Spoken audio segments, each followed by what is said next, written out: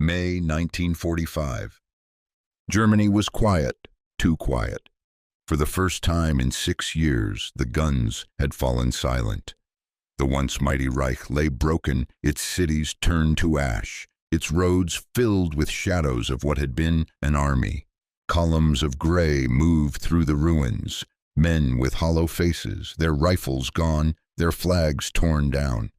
They walked in silence past the husks of burned-out vehicles and bombed cathedrals, beneath skies that no longer echoed with engines. The war in Europe was over. But for the German soldier, the end was not an ending. On May 8, 1945, the German High Command signed the unconditional surrender. To the world, it was victory. To the men who had once carried the Wehrmacht's eagle on their caps, it was disappearance, an entire army dissolving into captivity. Yet something strange was happening behind the front lines. While the cameras of Allied newsreels showed endless processions of prisoners marching west, tens of thousands at a time, not all of them vanished into the barbed wire of POW camps. Some were stopped, some were turned back, and some were told to remain exactly where they stood. Because even as the United States and Britain celebrated victory, a new problem emerged, a vast, chaotic vacuum stretching from the Rhine to the Alps. Roads were clogged with refugees, columns of surrendered men, displaced civilians, and broken vehicles. Cities had no police, no food, no fuel. And the Allies, exhausted from years of war, suddenly found themselves without enough manpower to manage it all. They needed order, they needed labor, they needed men who already understood discipline. So quietly, the victors began to make use of the defeated. In the weeks after surrender, certain German army service units, transport, engineering, and logistics groups were told not to disband. They were disarmed, yes, but not dismissed. The men kept their uniforms, stripped of Nazi eagles and swastikas, and remained under their own officers, up to the rank of major. Now they worked under the U.S. Army. The same trucks that had once carried ammunition to the front now hauled supplies for the Americans. The same engineers who had built bridges for the Wehrmacht now built them for the Allies.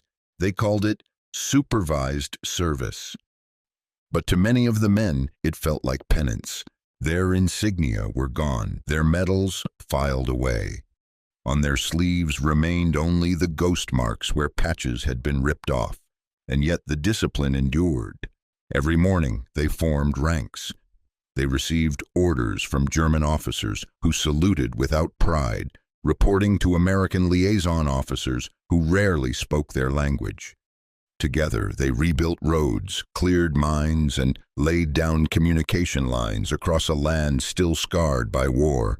It was the strangest of sights, German soldiers marching again, this time for their conquerors. To the Americans, practicality outweighed pride. Their forces in Europe were being reduced, men sent home, others prepared for redeployment to the Pacific. There was a war still raging against Japan, and the U.S. Army needed every trained man it could spare. In Germany, there were millions of displaced persons, collapsed bridges, and ruined infrastructure. The continent was a machine missing its gears, so the Allies reactivated them. The gears of the Wehrmacht. Entire German engineer battalions were kept intact, ordered to construct temporary bridges across the Danube, the Rhine, and smaller rivers throughout Bavaria. They worked under armed American guards, but their efficiency impressed even hardened U.S. officers.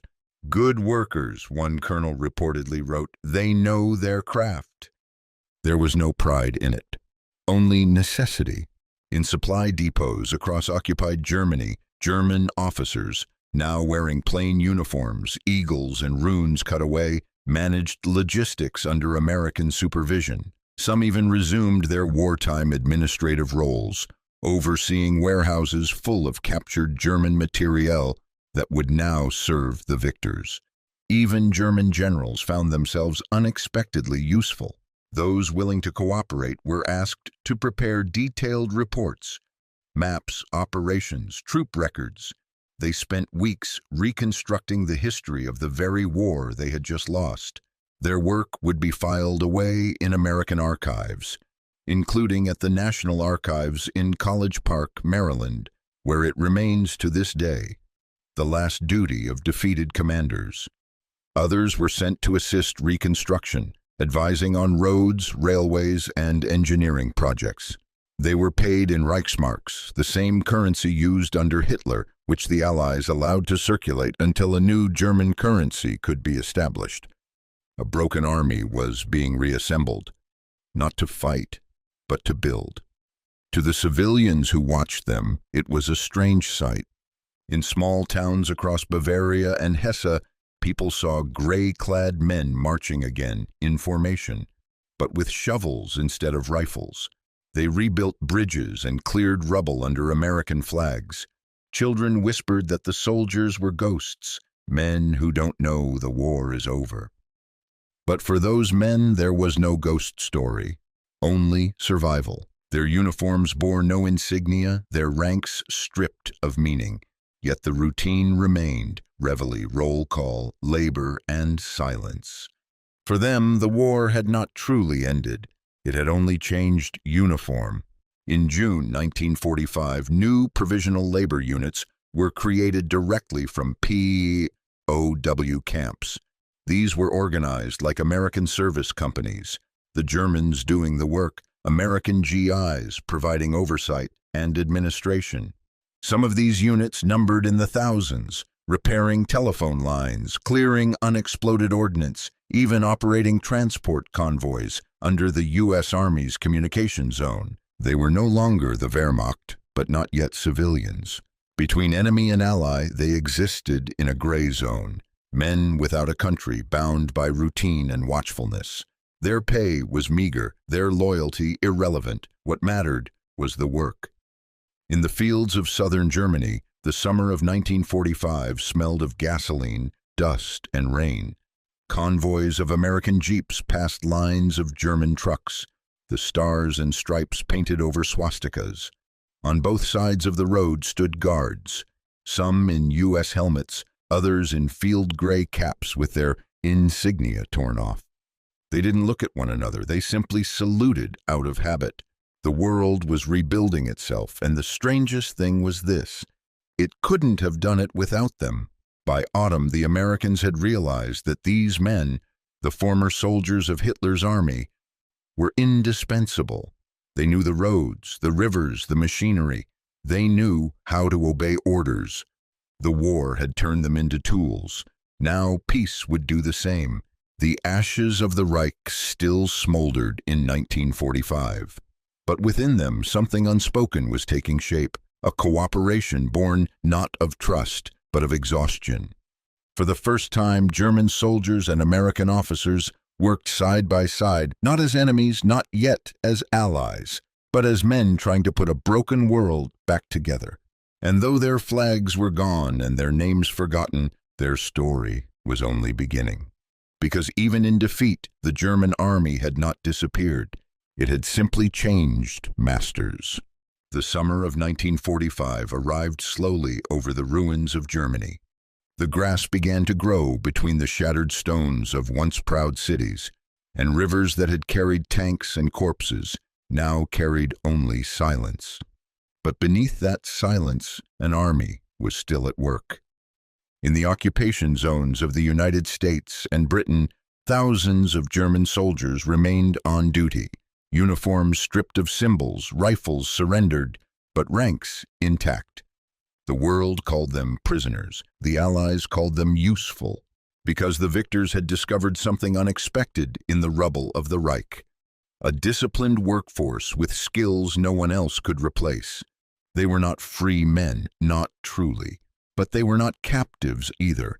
They belonged to no army, yet they marched in formation. They fought no one, yet they obeyed every order. They were the remnants of Hitler's war machine, turned laborers for their former enemies. By June, the U.S. Army faced a massive problem. Millions of its own men needed to be shipped home. Entire divisions were being disbanded, while supply depots, airfields, and railways stretched from France to Austria demanded maintenance and manpower. The Americans called it redeployment. In reality, it was a withdrawal, the winding down of the greatest military force ever assembled in Europe. And as the GIs left, they left behind their own shadow, the work that still had to be done. Bridges to rebuild, roads to clear, barracks to maintain, a continent to feed. So the order went out: retain the Germans. The first to be kept were the Wehrmacht service and supply units. Cooks, drivers, mechanics, and engineers. They had already been organized, disciplined, and used to taking orders. All they had to do now was take them from a different flag. Under American supervision, these men remained under the command of their own German officers, majors, captains, and lieutenants, who reported to U.S. field commanders. They operated in the same structure as before, only stripped of ideology. The units were renamed, repurposed, and redeployed. The motor transport companies that once supplied panzer divisions now hauled crates of rations for the U.S. Army. The engineering battalions that had built Hitler's fortifications now repaired the very bridges their bombs had destroyed. The signal troops, once keeping the Wehrmacht's armies in contact, now repaired telephone lines and telegraph systems for the American 12th Corps. The Allies needed their hands, their experience, and their precision, so they gave them a new command and a new purpose. The rules were strict: no weapons, no insignia, no politics. The Reichsadler, the German eagle, was cut from their uniforms. The swastika was torn off every sleeve, cap, and medal. In its place, a plain armband marked Deutsche Arbeitskraft, German labor. It was as if an entire army had been erased and redrawn overnight. Yet to the men, the habits remained. They rose before dawn, formed ranks, waited for roll call. The only difference was the silence. No anthem, no shouting, no salutes to a flag. Only orders given in English, translated through tired voices, carried down lines of gray uniforms that no longer knew who they were. They built without question. They dug without complaint, because for many, the alternative was the barbed wire and hunger of a POW camp. But even among these hollowed ranks, discipline lingered. A sergeant still barked commands. A corporal still carried a clipboard. An officer still wore his peaked cap, now stripped of its eagle, like a ghost of authority. And the Americans noticed. To them, these soldiers were efficient, tireless, and obedient. They worked longer than expected, with little complaint. They did not argue orders. They did not strike. To the U.S. Army, rebuilding Europe was a logistical war, and the Germans, ironically, were their best soldiers. Across the Danube, German engineer battalions built bridges under the supervision of U.S. officers. They used their own captured equipment, their own trucks and cranes, fueled by supplies drawn from American depots. They worked fast, too fast for most observers to believe. Within days, destroyed crossings stood repaired. Supply convoys once again moved over the rivers that had divided Germany's ruins. American officers wrote glowing reports about their efficiency. They know the land, one report said. They know the rivers. And they know how to build. There was no pride in it, only survival. But somewhere between obedience and exhaustion, a strange respect began to grow. The same men who had fought against the United States were now rebuilding its occupation. Not every unit worked in the open.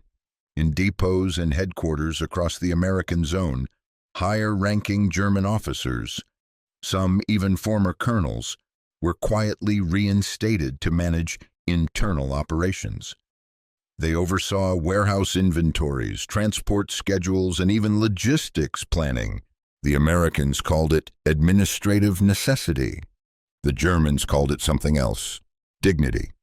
For men who had seen their country collapse, the chance to lead again, even under foreign command, was a way to keep a fragment of honor alive.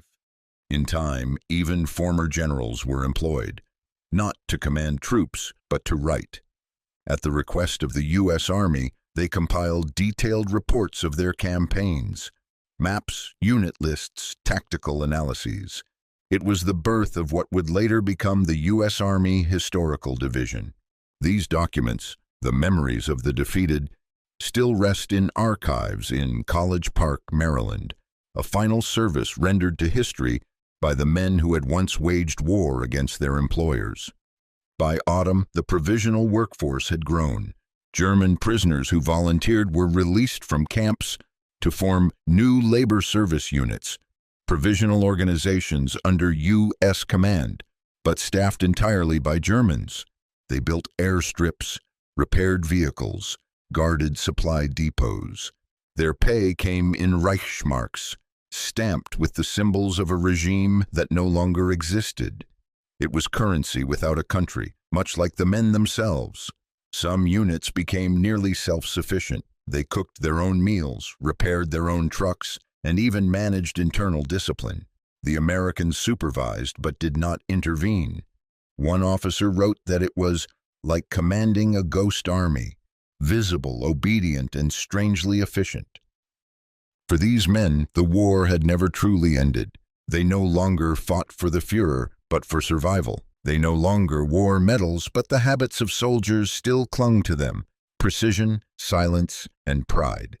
Some worked beside American engineers who just months earlier had shelled their positions. They rarely spoke to each other, but when they did, it was often about work, not war. Steel and stone had become their truce, and in the quiet fields of occupied Germany, something unthinkable was happening.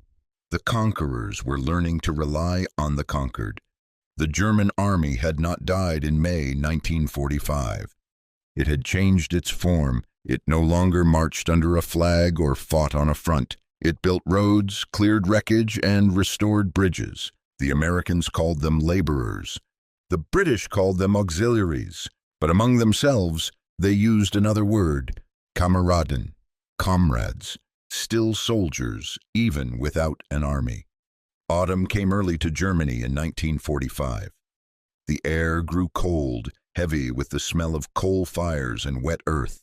Rain pooled in the craters left by bombs, turning fields into swamps and cities into skeletons of stone and smoke.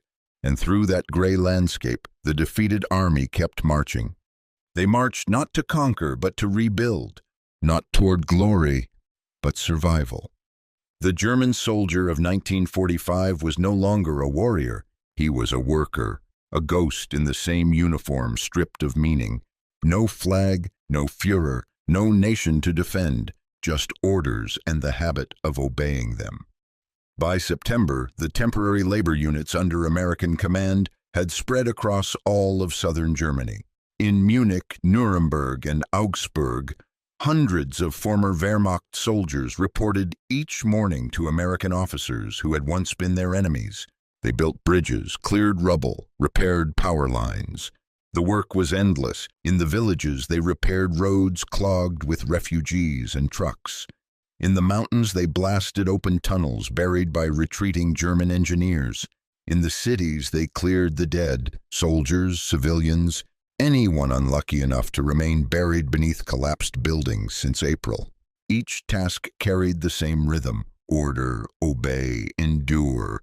They wore their field gray uniforms still, but the eagles and swastikas were gone, cut away, leaving ragged outlines on the cloth.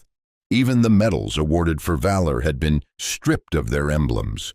Now they wore only an armband that read Deutsche Arbeitskraft, German labor force. To the civilians who saw them, they were neither heroes nor villains, just men. Men with empty eyes and calloused hands, rebuilding the same bridges they had once blown apart. At dawn, the air was filled with the sound of trucks, German engines repaired and repainted with white Allied stars. Convoys moved through the rain, gray uniforms driving American vehicles, hauling timber, stone, and cables for the reconstruction of a nation that no longer existed. They were paid little, a handful of Reichsmarks or Rentenmarks, currencies still bearing the imprint of the regime that had fallen months before. Their food came from American rations, black bread, canned meat, coffee. Their barracks were abandoned schools or half-collapsed farmhouses. But there was something familiar in the routine, a discipline that gave shape to the emptiness. Work begins at dawn, one recalled years later. We didn't know what we were working for. But if we didn't work, we didn't exist. The engineer battalions were the pride of the new arrangement. Under U.S. supervision, they became vital to rebuilding communications and transport. They erected Bailey bridges over the Danube and Rhine, restored telegraph lines, and reopened roads buried beneath debris. American officers praised their skill, organized, fast, exacting. One officer wrote home, "They work like they're trying to build their souls back." Perhaps they were. Each bridge they built carried American convoys eastward, toward the Soviet frontier, where a new kind of tension was forming. The war had ended, but something else was beginning to take its place. The Americans needed order. The Germans needed purpose. Together, they found both. In the larger towns, German administrative units worked within Allied depots. Former supply officers managed warehouses, transport fleets, and communication networks. Some of them had once supplied panzer divisions in Russia. Now they issued spare parts to American trucks. They still used German records. Precise, handwritten, efficient. Even the paper bore the faint watermark of the old Wehrmacht eagle, now meaningless but still visible when held up to the light. Everywhere they looked, the past lingered, and yet the Americans trusted them. It was an uneasy alliance born not from friendship but necessity. One U.S. captain remarked in disbelief, "6 months ago, these men were shooting at us. Now they're fixing our roads." The signals units proved just as vital. Under loose American supervision, German communications troops repaired telephone and telegraph networks across Bavaria. They climbed poles, laid wire, and rebuilt relay stations destroyed by bombing. The irony was stark. The same signals corps that had once carried Hitler's war orders were now wiring the Allied occupation command. But the Americans couldn't afford irony. They needed results. And the Germans delivered them. Each cable stretched across a bridge, each relay switched on, was another connection between the victors and the vanquished, a silent acknowledgement that one could not function without the other. But not all Germans were treated equally. Those under 40 were often mistrusted, too young, too close to Hitler Youth indoctrination. But men over 40, especially those with technical or administrative experience, were seen as more reliable.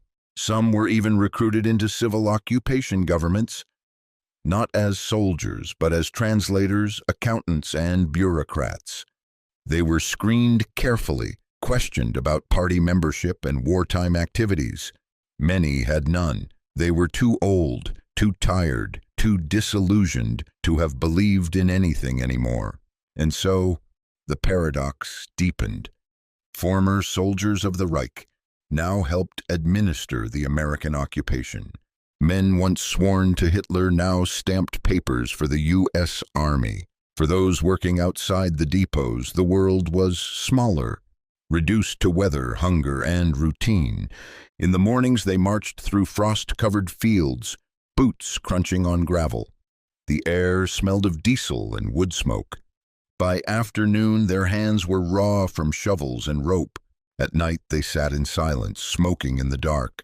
The only sound, the distant rumble of trucks on the roads they'd repaired. No one spoke of the past. The past was poison. They had seen too much. The burned towns, the executions, the hopelessness. Now, the only thing that mattered was the next day's work. To work was to eat. To eat was to live, and to live was to forget. But the forgetting didn't last. Even stripped of flags and ideology, the soldiers still thought of themselves as Kameraden, comrades. In the labor camps, they organized small ceremonies for the fallen, planting makeshift wooden crosses where friends had died. When one of their number was injured, they shared their rations. When a truck overturned in the mud, a dozen men would rush forward, wordless, to right it. The Americans observed this and called it efficiency. But it was more than that. It was the last remnant of identity. They were no longer the Wehrmacht, but they were still soldiers. In the official reports, they were listed simply as labor service units, stripped of history. But among themselves, they still whispered the old names: the 12th Engineers, the 38th Signals, the 214th Transport. To remember their unit was to remember who they had been, even if no one else cared. By winter, the transformation was complete. The same army that had once stormed across Europe now built its roads, manned its depots, and maintained its supply chains under American command. A defeated army without weapons, a disciplined force without a flag, an entire generation living in the shadow between enemy and ally. The Americans called them laborers. The Germans called themselves survivors. History would later call them something else: the soldiers who never went home. Part 4. Generals at Work. Approximately 1,080 words. By the end of 1945, the chaos of surrender had turned into a strange, functioning order. Germany was divided into zones, each controlled by an occupying power. The United States had its share of cities to govern, roads to repair, and millions of displaced people to manage.